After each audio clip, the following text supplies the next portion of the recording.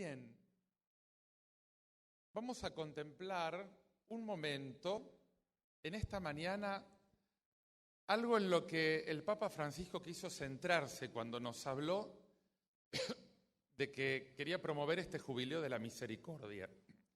En la bula de convocatoria dice que, lo recordábamos ayer, ¿en quién nosotros contemplamos la misericordia de Dios? ¿Quién nos reveló esa imagen del Padre que nos abraza con cariño? ¿Fue quién? Obama. No. Donald Trump. No. No, digo, no pueden ser porque son muy jovencitos, o sea, tiene 2000 años el que nos reveló el rostro misericordioso de Dios. ¿Cómo se llama? Jesús. Jesús. Jesús revela el corazón, la intimidad misericordiosa del Padre. Dicen que los ojos son las ventanas del alma. En los ojos de Jesús, nosotros entramos en el corazón de Jesús, y entrar en el corazón de Jesús es entrar en el corazón de la Trinidad, es entrar en el corazón del Padre. Pero yo no lo vi, pero el que me ha visto a mí ha visto al Padre, dice Jesús. Vos no tenés que mirar al Padre, no vas a ver al Padre, vos tenés que mirarme a mí. Por eso es tan importante ese rincón maravilloso que está allí en el fondo, que es la capilla de la adoración. Levanten la mano cuántos todavía no han pasado por la capilla de la adoración. Bueno, hermano, ayer sí. Bueno, en algún recreo vaya y mire a Jesús. En la adoración hacemos eso. Lo miramos. Si los ojos pueden decir a veces mucho más cosas que la boca, ¿o no? ¿Y cuántas veces la boca dice una cosa y yo miro a los ojos y digo, no coincide, ¿verdad? Hay un discurso que sale de aquí que es distinto del que sale de acá, porque el que sale de los ojos sale directamente del corazón. Y en la mirada de Jesús, a mí me gusta contemplar, cuando leo el Evangelio, las miradas de Jesús. Me gusta cerrar los ojos e imaginarme esos ojos, esas miradas. Cómo miró a uno, cómo miró a otro. En las miradas de Jesús se revelan las entrañas de misericordia del Padre. Cuando nos preguntamos qué significa la misericordia, el Papa Juan Pablo II, en su carta sobre la misericordia, nos enseñó que la misericordia, dice, es una medida del amor que supera la justicia. O sea, Dios es justo, pero si Dios con nosotros fuera solamente justo, estamos todos arruinados, hermanos. Si Dios me aplica solo la justicia, ¿quién se salva? Pero Dios no es solo justo, Dios es misericordioso. Más allá de la justicia está un amor que es capaz de perdonar, que es capaz de indultar, que es capaz de decir, empezamos de nuevo. Esa es la mirada misericordiosa de Dios sobre mi vida. Y como yo fui capaz de empezar de nuevo, encontrándome con el Señor, otros también pueden empezar de nuevo, cuando, como ayer les decía, pueden ver brillar en mis ojos la misericordia, que no es mía, que es la misericordia de Dios, que yo he recibido y porque la he recibido, la puedo entregar. Nadie da lo que no tiene. ¿Cuántas veces han escuchado en jornadas de sanación, en la renovación carismática, tratar de sanar la relación con nuestros padres, con nuestras madres, y que si mi madre hacía esto, y que si mi padre hacía el otro, y que esto o aquello? Y una de las cosas básicas que nos enseñan a ver cuál es, si mi pobre padre no conocía a Jesús o tuvo una infancia que fue un desastre, ¿qué me podía dar si él no tuvo? Nadie puede dar lo que no tiene. Y yo entonces lo puedo comprender. ¿Cómo me podía dar lo que no tenía? ¿Cómo puedo yo entregar el amor de Dios si primero no lo tengo en el corazón? ¿Cómo puedo yo entregar misericordia si no he recibido misericordia? Quizás porque creo que no la necesito, o porque nunca la he encontrado, o porque me dicen, no, padre, el mundo es así, hay que llegar primero, hay que competir, hay que ponerle el pie encima de la cabeza al otro. Así es la vida, esta es la ley de la selva. Algún filósofo dijo, el hombre es un lobo para el hombre, y la mujer una loba para la mujer, por las dudas aclaro también. El hombre es un lobo para el hombre. Y Jesús vino a decir, no lobo, ni cocodrilo, ni león, hermano. Si instintivamente te sale el lobo que pelea por el territorio y quiere adueñarse del territorio, Jesús no solamente te muestra un camino distinto, te da su espíritu para vivir un camino distinto y te dice, podés poner la otra mejilla. Podés acompañar muchas millas al que te pide solamente una, podés darle también la capa al que te pide la túnica.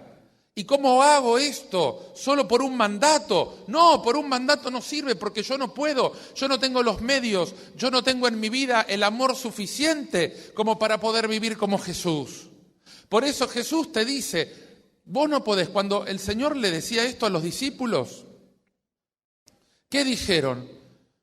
¡Uy! Si esto es así, ¿quién podrá salvarse? No puedo hacer estas cosas. ¿Cómo voy a vivir este evangelio? ¿Qué les dijo Jesús? Tienen razón. ¿Cómo tienen razón? Tienen razón. Para ustedes es imposible. Pero para Dios no hay nada imposible. Si vos querés vivir el evangelio y amar como Jesús, sin el Espíritu de Jesús, solo por tu convicción, solo por tu fortaleza, solo por tu fuerza de voluntad. No, eso no se puede, hermano. Eso no se puede. No podés amar como Dios sin Dios. Pero todo lo puedo en aquel que me fortalece, dice San Pablo.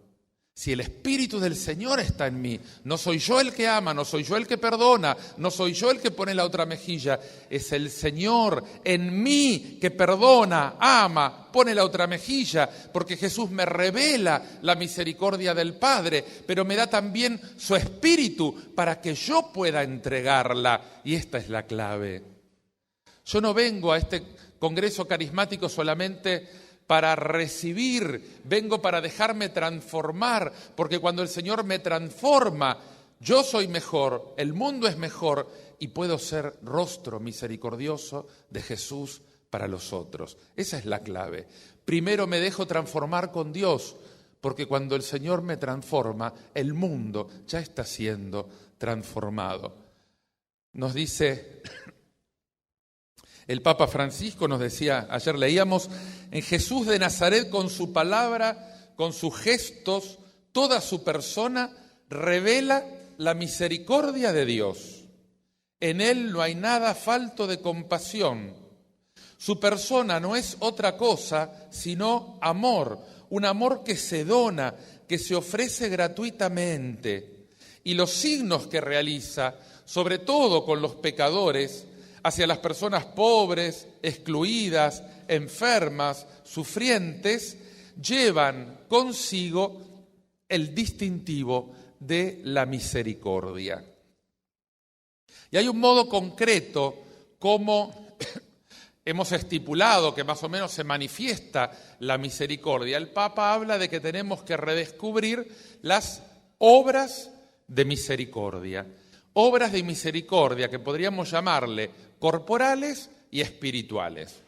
Nosotros no atendemos, no nos acercamos solamente a las personas para satisfacer sus necesidades del cuerpo, porque sabemos que no solo de pan vive el hombre y que también tenemos necesidades en el alma. Una persona puede ser que no tenga problemas económicos porque tiene una pensión o una jubilación más o menos buena que le permite vivir, pero de repente está sufriendo mucha soledad. Puede ser que una persona no tenga un problema económico, pero tiene una enfermedad. Y hermanos, los ricos se mueren igual que los pobres, solamente que se mueren en una cama más de lujo. Pero yo la verdad que la diferencia, ¿no? Cuando te agarra un cáncer, al pobre o al rico, y el sufrimiento es el mismo. Es cierto, uno tiene más posibilidades de atención médica, pero el sufrimiento de decir, tengo los días contados, esa crisis, y quizás el otro no tiene familia, o la tiene lejos, o está viviendo esa soledad. O sea, no solamente tenemos necesidades, el Papa habla de las periferias, o sea, los que están en el borde, necesidades corporales o materiales, también tenemos necesidades espirituales. Y por eso la evangelización, nos enseña la Iglesia, es completa. Y no es casualidad que donde la Iglesia ha llegado, no solamente ha predicado el Evangelio con la palabra, sino que ha predicado el Evangelio con obras.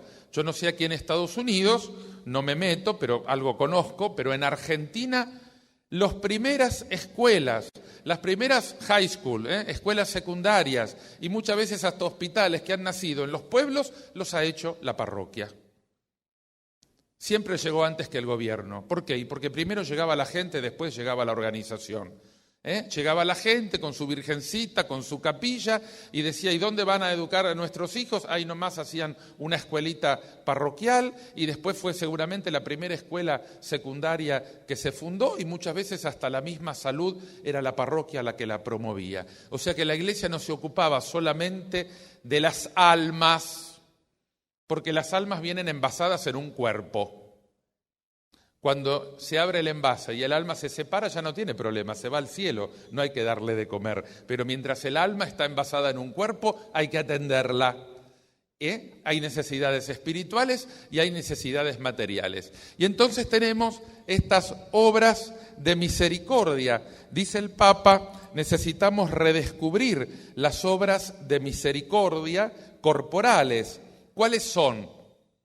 Primero, dar de comer al hambriento, dar de beber al sediento, vestir al desnudo, acoger al forastero, asistir a los enfermos, visitar a los presos, enterrar a los muertos. Esas son las 7 obras de misericordia corporales. Y después están las obras de misericordia, como manifestamos la misericordia del Señor con las necesidades espirituales. Y las obras de misericordia espirituales son dar el consejo al que lo necesita, enseñar al que no sabe, corregir al que se equivoca, consolar al triste, perdonar las ofensas, soportar con paciencia a las personas molestas y rogar a Dios por los vivos y por los difuntos. Hermanos, si nosotros logramos vivir esto, estamos en el paraíso sobre la tierra. Y esto no lo podemos vivir por una ley que nos haga vivirlo. Puede haber una ley, pero si le falta el espíritu, no cambia la historia. O sea, a ver, una madre le da de comer a su hijo, ¿verdad? Y posiblemente en la mayoría de los países haya una ley que obligue. Y si una madre no alimenta a su hijo, se lo sacan o la meten presa porque está poniendo en peligro la vida de ese niño. Ahora, sería muy triste que mi madre me dé de comer solo para no ir presa o para no cometer un delito. Tomá, comete la comida, a ver si todavía me meten presa. Una madre como esa no la quiere nadie, ¿verdad? A nadie se le ocurriría que una madre amamante a su hijo o le dé la mamadera a su hijo porque si no va a cometer un delito. Si no lo hace, comete un delito, pero eso no se le pasa por la cabeza a nadie. Puede haber una ley que me induzca a vivir estas obras de misericordia. Por ejemplo, la ley del abandono de personas. Si alguien atropella a alguien en la calle, por ejemplo, y yo paso y no lo ayudo, estoy cometiendo un delito porque lo abandoné, lo dejé que se muera y no lo ayudé porque era la única persona que estaba allí, por ejemplo. Pero eso me tendría que salir espontáneamente. Acá de lo que se trata no es de hacer leyes que me obliguen a amar, porque ninguna ley me puede obligar a amar, sino de que yo reciba la nueva ley, la ley de la nueva alianza, que es el Espíritu Santo, que cuando se derrama en mi corazón, ¿qué hace? me hace otro Cristo, me hace otro Jesús caminando por la calle, me va dando la mirada de Jesús, las actitudes de Jesús, para que entonces no me importa si hay una ley o no hay una ley, me sale espontáneamente. Este es el camino de la santidad. Me sale espontáneamente las actitudes de Jesús para con los demás. De esto se trata. Por eso tampoco sirve que haya una ley que me diga, o en el catecismo, apréndase las obras de misericordia y tiene que cumplirlas. Yo las voy a cumplir en la medida en que el Espíritu Santo transforme mi corazón, haga que mi corazón sea como el de Jesús, que mi sensibilidad sea como la de Jesús, y entonces pueda vivir aquello que dice San Pablo: tengo los mismos sentimientos de Cristo.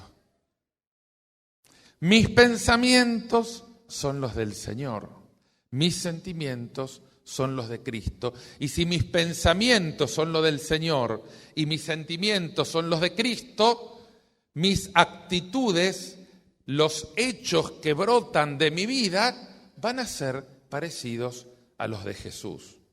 En otras circunstancias, en otra cultura, 2000 años después, con otra tecnología, Jesús, si quería curar a un enfermo, además de imponerle las manos, por ahí le podía dar un vaso de vino o untarlo con aceite. No había mucho más medicinas en esa época.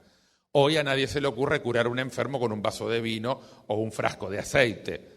Hay aspirinas y hay remedios, y entonces muchas veces en la Cáritas parroquial se dan remedios para los más necesitados. O sea, mi cercanía al enfermo tecnológicamente está un poco más evolucionada, pero el espíritu, que es lo que cuenta, es el mismo. Misericordia. No hay sufrimiento humano que me sea indiferente, porque la misericordia habla de esto. Para los nuevos, ya lo dije ayer, misericordia, la palabra está compuesta por dos palabras: miseria y corazón. Y cuando digo que Dios es misericordia, estoy diciendo que Dios tiene un corazón al lado de la miseria, no un corazón miserable, que eso es todo lo contrario, sino que el corazón de Dios está al lado de la miseria. Eso significa que no hay miseria humana, no hay dolor humano que a Dios le resulte indiferente. La palabra contraria a misericordia es la indiferencia. Miro para otro lado.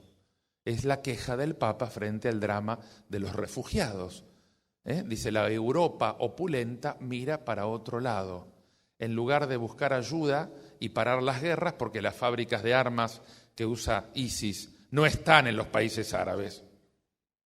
Las armas que usan los terroristas no se fabrican en los países de donde vienen los terroristas. Y el dinero de esas armas no está en los bancos en esos países. Quiere decir que los países opulentos que venden las armas a los que se están matando y a los terroristas que le tienen tanto miedo, después hacen alambradas para que los refugiados no puedan pasar. Y eso es lo que dice el Papa, indiferencia. Miran para otro lado frente a este drama de tantos miles de personas en esos campos de refugiados que apenas esperan que de un helicóptero le bajen un poco de comida o de agua, porque ni siquiera tienen eso. Indiferencia.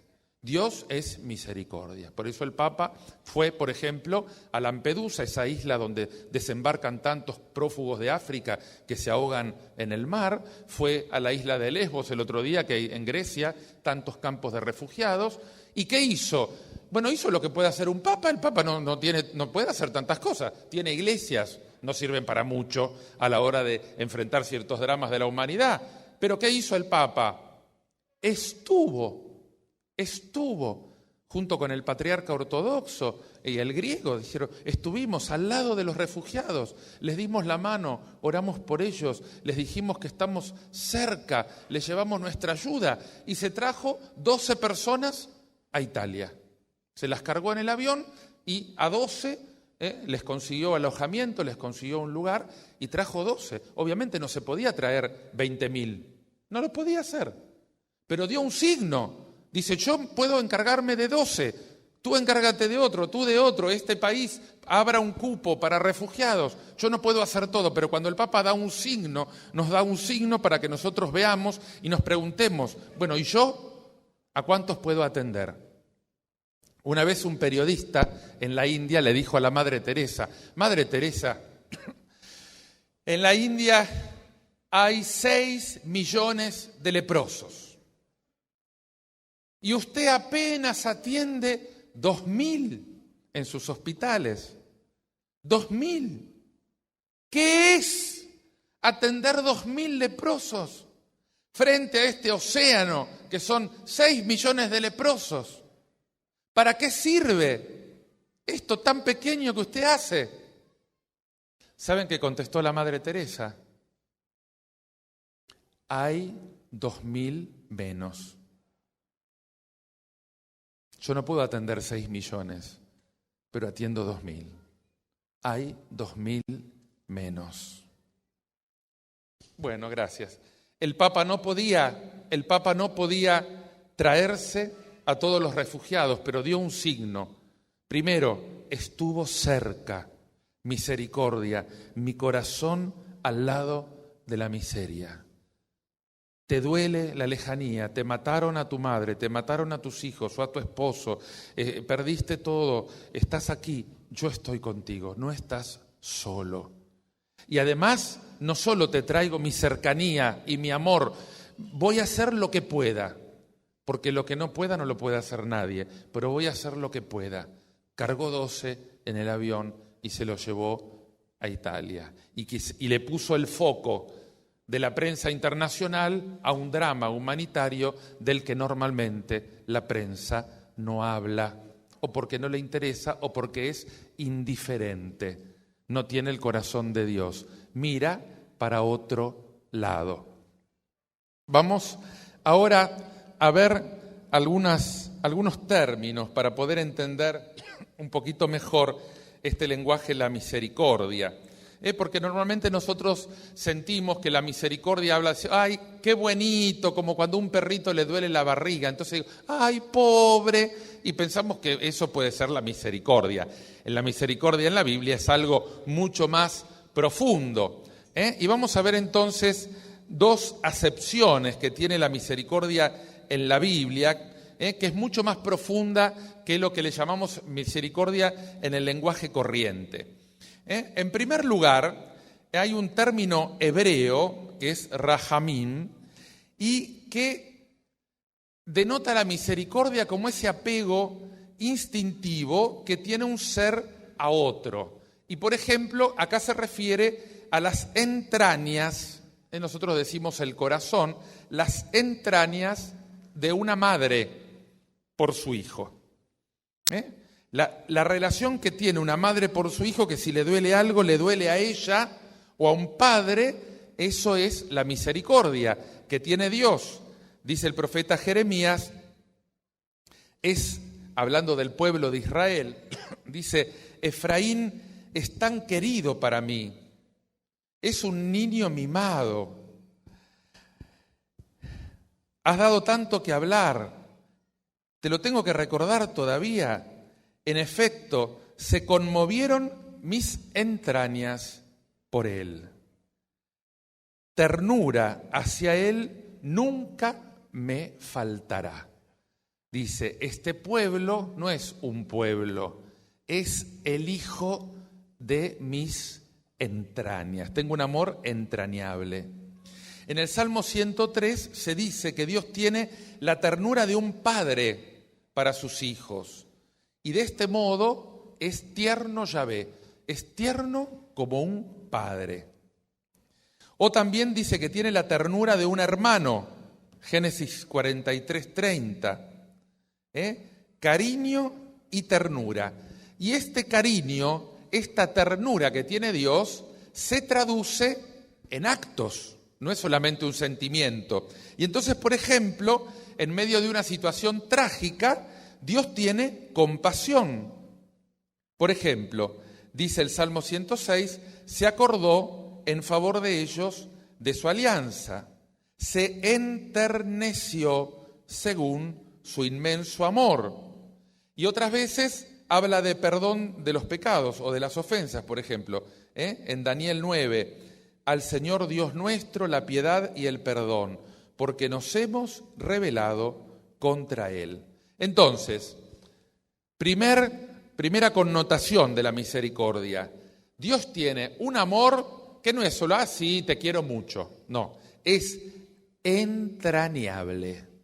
O sea, a Dios se le retuercen las tripas de amor por nosotros. Así es el amor de Dios. Le mueve su corazón, sus entrañas. La segunda acepción, el segundo término que se usa es gesed, que se traduce como piedad.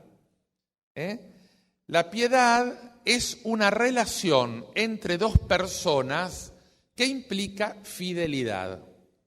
Por eso nosotros, cuando hablamos del don de piedad del Espíritu Santo, decimos que el don de piedad regula o tiene relación con la relación con nuestros padres y también con la patria, que sería como nuestra madre. Esta es la piedad, es ese respeto y es esa relación que implica fidelidad. Por el don de piedad nosotros somos fieles y respetuosos con nuestros padres, con nuestra patria, o sea, no vamos a traicionar a nuestra patria porque amamos nuestro país, y también vamos a tener esta misma relación con Dios. Relación que implica fidelidad. Por lo tanto, la misericordia tiene también esta relación de fidelidad. Y por lo tanto, esto es importante, ¿por qué? Porque le da un contenido importante a la misericordia. La misericordia no es solamente un sentimiento de bondad. ¡Ay, pobre! ¡Uy, qué le pasó, doña Teresa? Se enfermó. ¡Uy, pobre! Bueno, eso es un sentimiento de compasión, pero no es la misericordia de Dios. Eso es muy superficial. La misericordia de Dios es algo mucho más profundo. Es una bondad consciente, o sea, deliberada, decidida, una bondad decidida, voluntaria. Incluso es una respuesta a una especie de deber interior por fidelidad a sí mismo. O sea, si Dios no fuera misericordioso con nosotros, sería un traidor, no a nosotros, a Él mismo. Dios, si no fuera misericordioso, estaría traicionando su propia naturaleza, porque lo mejor y lo que mejor expresa a Dios es la misericordia. Pero vos te podés preguntar también, si sos hijo de Dios y tenés la genética de Dios, porque sos hijo y te tenés que parecer a tu padre, ¿no será también que si yo traiciono la misericordia de la que los animales no pueden ser capaces? Los animales tienen bondad, pero no tienen misericordia. Son animales, obran solo por instinto. Yo no soy un animal, pero soy mucho más. Tengo los instintos, pero si yo vivo solo por mis instintos, ¿dónde está la diferencia? Cualquiera de nosotros que tenemos una mascota en la casa o que hemos visto parir, que yo, una perra, una gata, y ver cómo cría los cachorritos y ese cuidado que tiene, es una cosa impresionante, como sin que nadie le haya enseñado, sin hacer cursos para madre o cursos para padre, espontáneamente le sale y es una cosa increíble. Me acuerdo yo en un convento donde tenía una perra, una ovejera alemán que tuvo 12 cachorros un día, 12. Y yo estaba fascinado de ver cómo reaccionaba ese animal al que nadie le había enseñado a ser madre, cómo los cuidaba y todo ese primer mes cuando fueron creciendo esos cachorritos. O sea que si nosotros tenemos ese cuidado o esa ternura o ese instinto materno, no somos más que animales. Del hombre se espera mucho más. Se espera misericordia. Un perro no puede perdonar. No puede, es perro. Un gato tampoco. Yo sí. Yo puedo compartir. Yo puedo ayunar para dar a otro. Y eso es propio del hombre. Por lo tanto, la misericordia implica esta fidelidad a la propia naturaleza, sin lo cual yo dejo de ser yo mismo. Y qué importante es tener en cuenta esto. Si yo soy hijo de Dios y estoy llamado a vivir como hijo de Dios y no tengo misericordia, estoy traicionando mi propia naturaleza. No estoy viviendo como hombre. Si solo vivo instintivamente como un animal, soy un animal, no soy hombre, porque lo propio del hombre es la misericordia. Defender el territorio no es propio del hombre, eso lo hace cualquier animal. Defender la cría cuando la quiere atacar otro bicho, eso no es propio del hombre, eso lo hace cualquier animal. Tener misericordia, ningún animal puede tener misericordia. Solo el hombre, el Hijo de Dios, al que se le ha revelado la misericordia de Dios, puede decir, si yo no obro con misericordia, no soy un traidor a Dios, no soy un traidor a las personas. Es peor, soy un traidor a mí mismo. Estoy traicionando mi propia naturaleza. Me estoy comportando como un animal, pero no como un ser humano. Por eso Jesús nos enseñó a ser hombres. Cuando en la cruz, lo recordábamos ayer, no dijo, Padre, manda rayos, fuego del cielo sobre todos estos romanos que me están matando y fulminalos a todos. Jesús nos enseñó a ser hombres de otra manera. Y dijo, Padre, perdónalos, no saben lo que hacen. Y los que aprendieron de Jesús dijeron lo mismo. Cuando estaban matando a Esteban, apedreándolo por decir que estaba viendo a Jesús en su trono de gloria, ¿cómo murió Esteban? Padre, perdónalos, porque no saben lo que hacen. Y lo mismo dijo Pablo, aquel que perseguía cristianos. Padre, no saben lo que hacen. Aprendieron de Jesús a tener un corazón de misericordia. Por lo tanto, desde el principio hasta el fin, Dios manifiesta su ternura frente a toda miseria humana. Y el hombre y la mujer está llamado por Dios también a manifestar esta ternura y esta misericordia para con sus hermanos. ¿Por qué? Porque el Señor te capacita para esto, dándote tu mismo espíritu. Bien, entonces vamos a hacer un recreo de 2 minutos porque voy a tomar un traguito de agua. Dar de beber al sediento. Muy bien. Aprendió la lección espontáneamente. Bueno, seguimos entonces. Vamos a ver ahora entonces cómo se manifiestan estas cosas en Jesús. Hermano, nuestro modelo de vida es Jesús. Usted fíjese que uno de los problemas que tenemos hoy en día, por ejemplo, a nivel moral, porque siempre vamos al tema moral. Y moral, sexo, padre. Bueno, sí, el sexo es parte de la moral, pero también la economía es parte de la moral, porque todo el mundo habla de sexo, pero no de la plata que hay en el banco. O sea, también hay una moral económica, hay una moral laboral, hay una moral en relación a la tierra, al planeta, al cuidado de las especies, y también tiene que ver con la familia, con el matrimonio y con el sexo. El moral no es solo sexo. También, ¿cuál es una de las crisis que nosotros vivimos? Es que una crisis que tenemos en la iglesia. Yo recuerdo hace muchos años, bueno, como me están grabando no voy a decir cuántos tengo.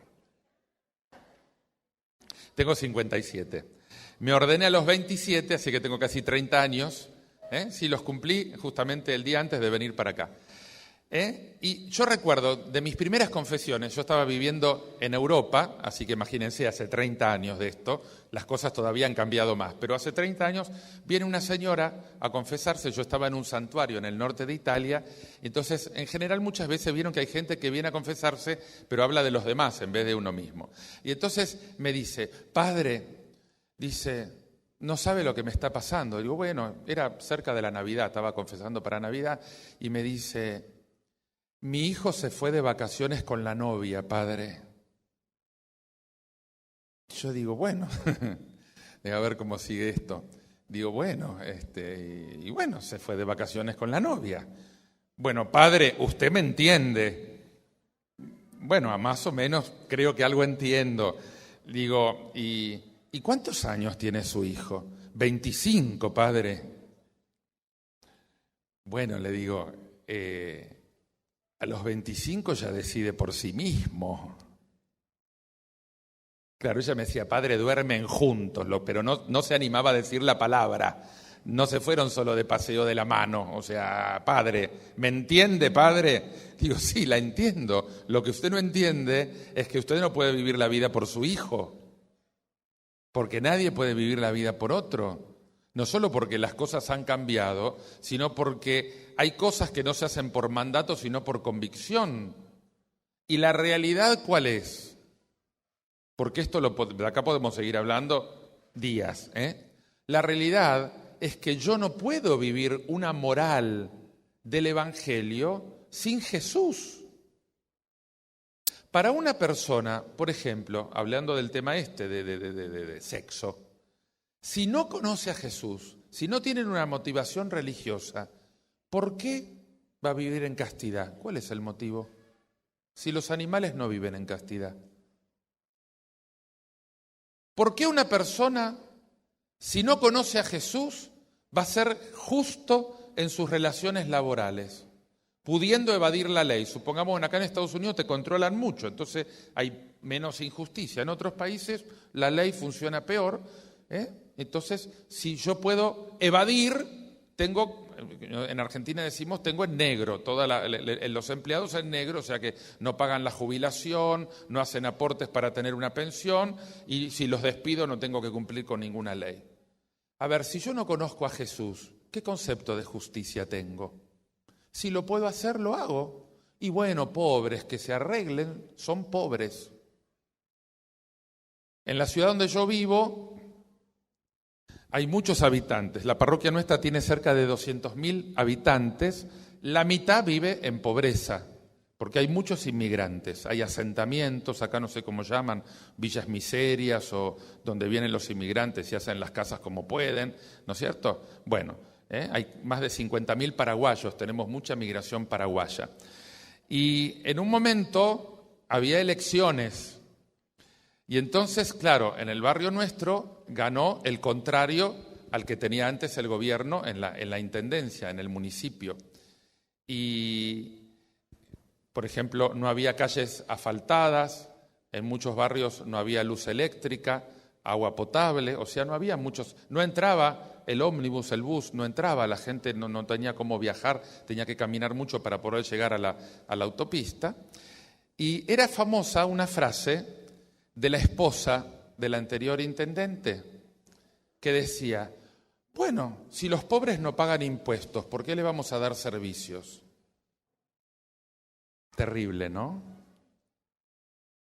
Cuando nosotros decíamos, bueno, primero vamos a poner el asfalto, la luz eléctrica, el agua, y entonces cuando la gente ya pueda vivir en casas un poco más civilizadas, también va a colaborar más, pero no pagan impuestos. O sea, ¿por qué le vamos a dar derechos? Gracias a Dios perdió las elecciones el marido y voló, salió del medio. Y vino otro que ganó gracias a nuestro barrio y de nuevo lo eligieron. Fue muy interesante la última elección porque a nivel nacional, en esa zona, ganó otro partido. Sin embargo, a nivel de municipio ganó este hombre, muy cristiano, un hombre formado en un colegio católico, que no decía, al que no paga impuesto, que se lo coman los animales. No. Asfaltó calles, hizo llegar la ambulancia, hizo llegar la luz eléctrica, entraron las líneas de ómnibus, o sea, organizó mucho mejor los barrios y la gente lo votó. Entonces, ¿a qué voy con esto? No tengo que esperar a que haya leyes que me digan cómo tengo que hacer las cosas. Cuando mi corazón es el corazón de Dios, ningún sufrimiento me resulta indiferente. Mi corazón es un corazón de misericordia y eso es un corazón humano. Cuando el Papa está hablando ahora de la economía y dice, a mí no me interesan las leyes del mercado, todas esas cosas que nos dicen en los noticieros, si yo veo que la gente sufre miseria, eso hay que resolverlo. Eso hay que resolverlo porque no son números de una estadística económica, son personas que sufren. Yo no los miro en una pantalla de computadora a los números de la pobreza. Detrás de esos números hay gente sufriendo, con dolor.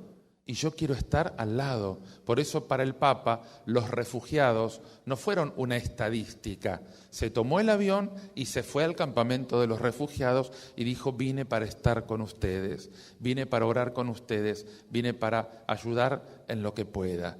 Y a 12 los llevó como refugiados a Italia. Entonces, vamos a ver ahora algunas actitudes de Jesús, manifestando esta misericordia del Padre. Primero, la carta a los Hebreos define a Jesús como el sumo sacerdote misericordioso. Lo tenemos en Hebreo 2:17. Él quiso hacerse en todo semejante a nosotros, menos en el pecado. Y Él experimentó nuestros dolores. Nosotros no podemos decir que Él no nos entiende. Frente a la cruz, ¿cómo vas a decir Dios no sabe lo que es sufrir? No sabe lo que es ser abandonado. No sabe lo que es ser exiliado. Y entonces en Egipto, ¿qué hizo? No se fue a un tour a las pirámides Jesús. Fue un exiliado, perseguido, los querían matar. Todos los actos de Jesús traducen la misericordia de Dios. Por ejemplo, en Lucas 4:18 se nos muestra que los preferidos de Jesús son los pobres. Dice el Señor, Lucas 4, acuérdense, es Jesús que entra a la sinagoga de Nazaret y dice: el Espíritu del Señor está sobre mí. O sea, el Señor me ha ungido. Cuando recibís la unción del Espíritu Santo, el bautismo en el Espíritu Santo, el Espíritu del Señor ha tomado mi vida. ¿Y qué hace el Espíritu del Señor cuando toma mi vida? Me hace cantar la cumbia y los cantos carismáticos y bailo. No es el mayor signo de haber recibido el Espíritu de Dios. Ni siquiera orar en lenguas. Y como bien dice San Pablo, y yo oro en lenguas más que todos ustedes. O sea, no me vengan a decir, pero tampoco es lo más importante. Cuando Jesús dijo: el Espíritu del Señor está sobre mí y me hace orar en lenguas, ¿dijo eso Jesús? No dijo eso. ¿Qué dijo? ¿Qué dijo? Me ha ungido para anunciar la buena noticia a los pobres. Me ha enviado para proclamar la liberación a los cautivos, la vista a los ciegos y dar la libertad a los oprimidos. Ese es el signo de que en el corazón de Jesús estaba la plenitud del Espíritu Santo. Los pobres, los cautivos, los ciegos, los enfermos y los oprimidos estaban en el corazón de Jesús. Los privilegiados de Dios. El signo de que recibiste el Espíritu Santo es que no hay en tu vida indiferencia frente al dolor de los demás. Cualquier dolor, físico o moral. Puede ser una persona enferma o puede ser una viuda que acaba de perder su marido o una madre que ha perdido su hijo o que ha perdido un embarazo. O puede ser una persona que se cayó y se rompió una pierna, o alguien que tenga una necesidad, o uno que está prisionero en una cárcel, o prisionero de un vicio, por droga o por alcohol o por cualquier otro vicio. Hay muchas prisiones que no tienen rejas, porque las rejas se las lleva puesta uno, pero hay muchas personas que viven en una prisión y no están en una cárcel, porque la cárcel la tienen puesta, la cárcel de viejos rencores, o la cárcel de sus prejuicios, o la cárcel de tantos otros traumas que hayan podido tener. Cuando los enviados de Juan el Bautista fueron a preguntarle a Jesús si él era el Mesías y qué signos les daba, Alguno piensa, Jesús podría haber hecho un show de milagros. Bueno, me vienen a preguntar si soy el Mesías. Miren cómo me levanto del piso y floto. ¡Ah! ¡Está flotando! ¡Oh! Miren, miro fijamente esa plantita y empieza a crecer como si fuera un árbol, ¿no? Piensen en todas las películas de los superhéroes. Los X-Men y Superman y todos estos que tienen todos poderes. Cada vez hay más, cuanto menos religión hay, más películas de superhéroes, porque entonces necesitamos, en vez de milagros, personas que hacen así y crecen las plantas o no sé qué cosa. Bueno, ¿cuáles son los signos que da Jesús a los que le preguntan si era el Mesías? Alguno dijo, se le habrán puesto los ojos brillantes, así como una especie de... No. Alguna aureola que lo cubrió y entonces dijeron verdaderamente el Hijo de Dios. No, pero algo así maravilloso, Padre, hizo así y todos los paralíticos se pusieron de pie y salieron corriendo. No, tampoco. ¿Qué signos dio? ¿Qué signos dio? Díganle a Juan lo que han visto, cita el profeta Isaías, los ciegos ven, los cojos andan, los leprosos quedan limpios, los sordos oyen, los muertos resucitan, a los pobres se les anuncia la buena noticia. Estos son los signos de la cercanía amorosa de Dios frente al dolor humano. Son estos. Signos de que Dios no estaba mirando para otro lado frente a cualquier persona que estaba sufriendo un dolor de cualquier tipo. Además, Jesús no tiene ningún miedo en frecuentar a los pobres, frecuentemente está entre los pobres. Y también tiene misericordia frente a las multitudes. Dice en Mateo 9:36, al ver a la muchedumbre, sintió compasión, porque estaban agobiados y abatidos como ovejas que no tienen pastor. Le dolió el abandono de estas multitudes sin guía espiritual. Y cuando desembarca, vio mucha gente, en 14, y dice, sintió compasión y curó a sus enfermos. En 15:32 llama a los discípulos y les dice, siento compasión de esta gente. Hace 3 días que están conmigo, no tienen que comer.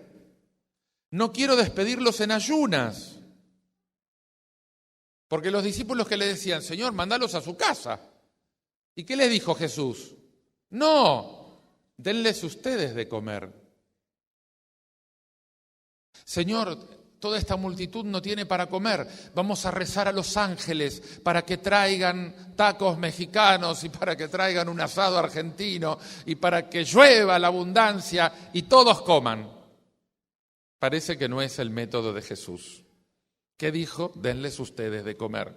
¿Y cómo hacemos? Bueno, mira, ¿cómo hacemos? A ver, te di 2 órganos en tu cuerpo que te van a dar la respuesta. Uno es el corazón, que se compadece del otro y ve la miseria del otro. El otro está acá dentro, se llama cerebro. O sea, ponete a pensar.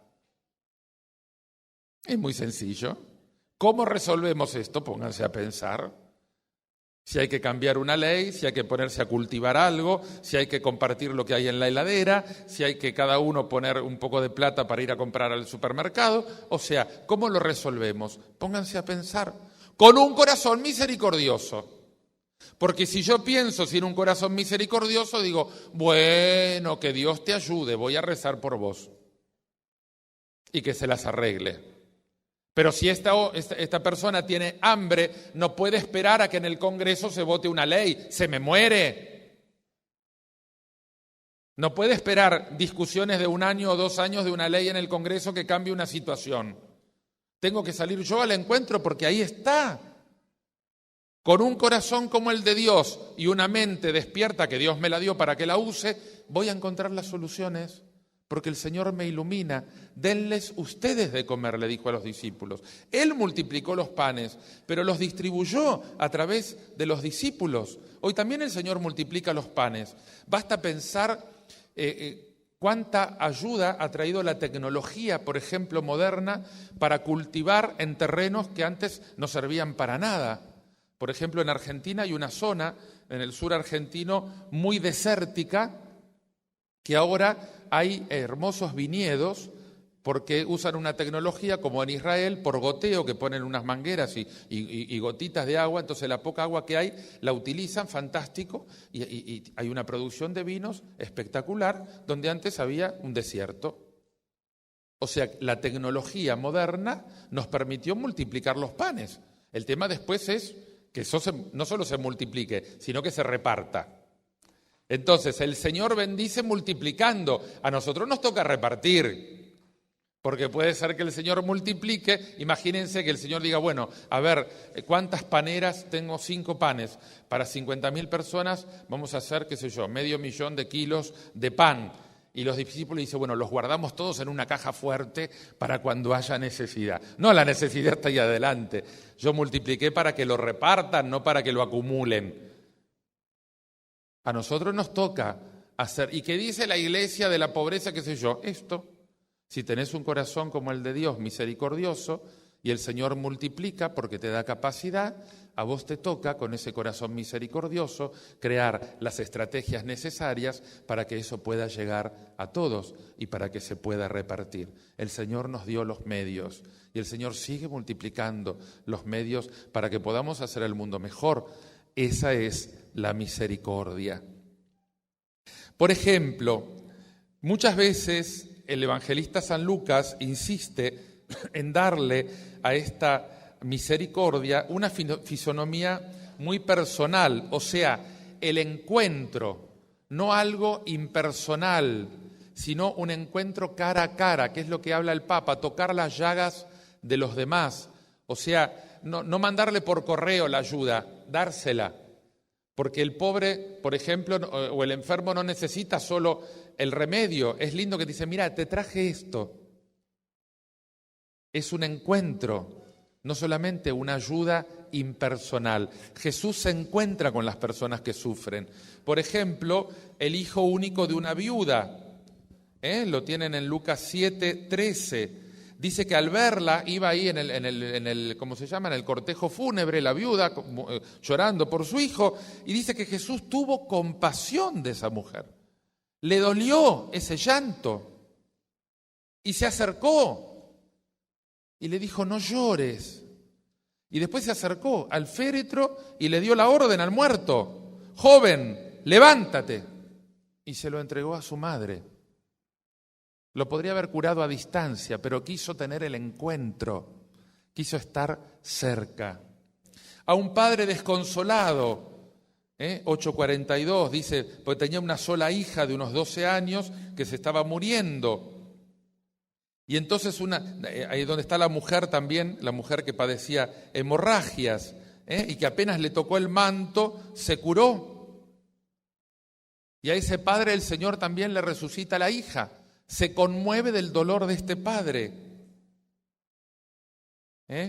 Y un hombre, por ejemplo, otro, en 9:38, un hombre empieza a gritar, maestro, te suplico que mires a mi hijo, que es el único que tengo. Hay un espíritu que se apodera de él, empieza a dar gritos, a retorcerse. Y Jesús tiene compasión de él.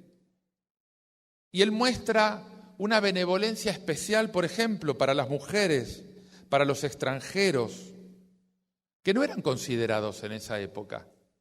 Y donde ya Jesús muestra esta apertura de este cumplimiento, de esa salvación universal del que ya se hablaba en el Antiguo Testamento. No solo para el pueblo de Israel, porque Dios ama a todos los hombres. Y Jesús manifiesta este amor a toda carne. Tiene compasión de todos. Por ejemplo, cuando va para Jericó, se encuentra, hay un ciego al borde del camino que grita, Señor, hijo de David, ten piedad de mí. ¿Qué quieren que haga? Que se abran nuestros ojos. Y les tocó los ojos de nuevo. Hay un toque, hay una relación personal y recobraron la vista. Y este rostro que muestra Jesús de ternura, de misericordia, es el rostro del Padre. Y por eso los pecadores que se convierten terminan siendo la alegría de Dios. Si ustedes van al Evangelio de San Lucas, todo el capítulo 15, tenemos las famosas 3 parábolas que muestran la alegría que hay en el cielo por la recuperación del que estaba perdido, que son las parábolas de la oveja perdida, de la mujer que pierde una moneda de gran valor, una dracma, y la busca y la encuentra, y el padre que pierde a su hijo. 3 imágenes. Un pastor que pierde a su oveja. Y contra toda lógica, deja las 99 y busca una, porque esa una, para ese pastor, es importante. No dice, bueno, cuido las 99, ¿qué va a hacer? Que se las arregle. Y por eso los padres van a decir, esa oveja perdida es el símbolo que lo pone el Papa en el logo del Año de la Misericordia. Esa oveja perdida es el símbolo de la humanidad que había abandonado a Dios y por abandonar a Dios está hambrienta, enferma, lastimada, sola, y que Jesús con todo su amor la carga sobre sus hombros y la devuelve a la casa del Padre. Dios es como este pastor, para el que una oveja es importante como todas. No mira el número, esa una es importante como todas. Lucas es el único que dice que Dios es como una mujer. La siguiente parábola, Dios es como una mujer, dice. Nunca se compara a Dios con una mujer en la Biblia. Es como una mujer que pierde una moneda de gran valor, busca, y cuando la encuentra le cuenta a todas las vecinas para compartir su alegría porque encontró esa moneda de gran valor. Y después conocemos la parábola del hijo pródigo. Es como un padre que cuando el hijo le declara la independencia, lo deja ir, no le dice nada. Le da, no lo que le corresponde, porque lo que le correspondía era una pateadura ese atorrante, no le correspondía nada. Y le da y lo deja hacer su experiencia porque es inmaduro, porque es un adolescente. Y cuando termina tan mal, porque decir que envidiaba lo que comían los cerdos es que hay que estar mal. ¿Usted alguna vez le tuvo envidia a un cerdo? Gana de comérselo es otra cosa, pero envidia. Ay, cómo me gustaría comer lo que está comiendo. A ver, yo diría, cómo me gustaría comerme este chanchito, eso es otra cosa, ¿no? Pero envidia.